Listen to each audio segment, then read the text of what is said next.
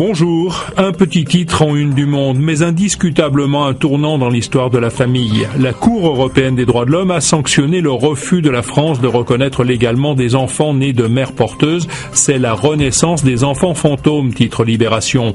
Un tournant dans le dossier de la gestation pour autrui dont le couple Ménesson était devenu un symbole.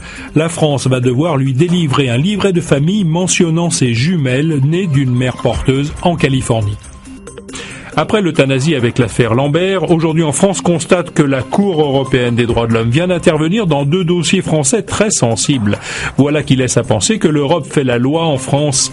Les décisions de la CEDH s'imposent de fait au pays en créant une forte pression, relève Christophe André.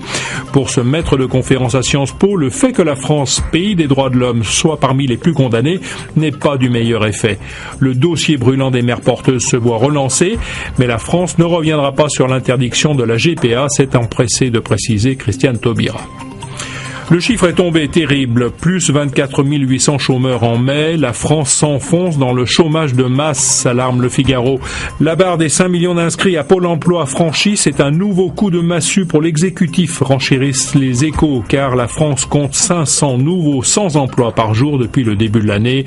Le directeur de Pôle emploi compte sur le numérique et un accompagnement 100% web pour inverser la tendance. À la une de vos magazines cette semaine, un visage réapparaît, celui de Dominique Strauss-Kahn. C'est dans Le Point.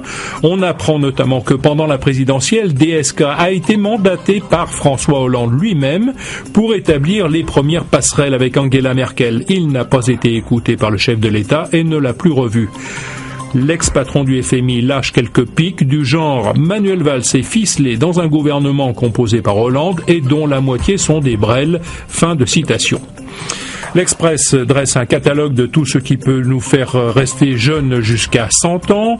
Le Nouvel Obs, de son côté, a choisi, dans cette période de sinistrose, de nous raconter les histoires de ces Français qu'on s'arrache à l'étranger. De l'économiste Thomas Piketty à Karim Benzema, en passant par Daft Punk, c'est la confirmation que nos talents s'exportent très bien. Voilà qui nous amène au mondial et à la joie des footballeurs algériens. La une de l'équipe, pour la première fois de son histoire, l'Algérie jouera un 8e de finale de Coupe du Monde. Une joie contagieuse, malheureusement entachée par des incidents dans l'Hexagone cette nuit. Bonne suite de mondial et bon été à tous.